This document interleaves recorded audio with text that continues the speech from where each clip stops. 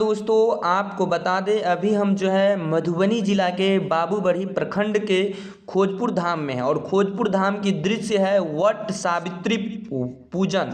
वट सावित्री व्रत का जो पूजन होता है उसमें महिलाएं सब भाग ली हुई है और ये दृश्य आपको देखने को मिल रहा है। इसको जो है सामान्य रूप में जो है हम लोग सब बरसाइत पावन भी कहते हैं, बरसाइत के नाम से भी जानते हैं।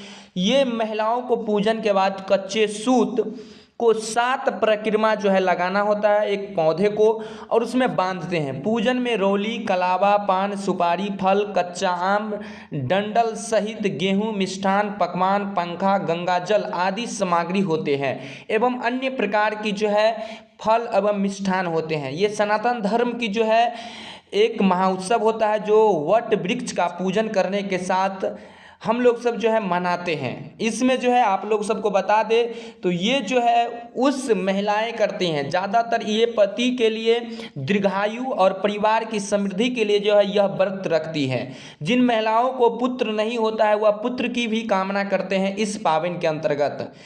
वट वृक्ष के नीचे सावित्री ने अपने पति को पुनः जीवित किया था, तब से वट।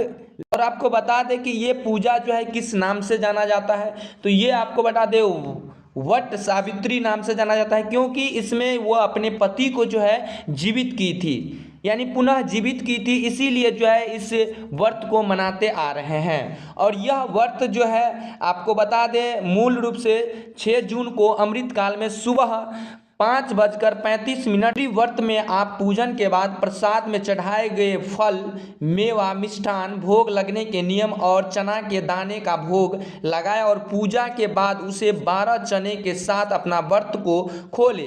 अन्यथा आपको जो आपके पंडित जी बताते हैं उस निर्देशानुसार इस व्रत को पालन करें। और आप देख रहे थे अभी द मिथिला स्टोरी। जय हिंद दोस्तों।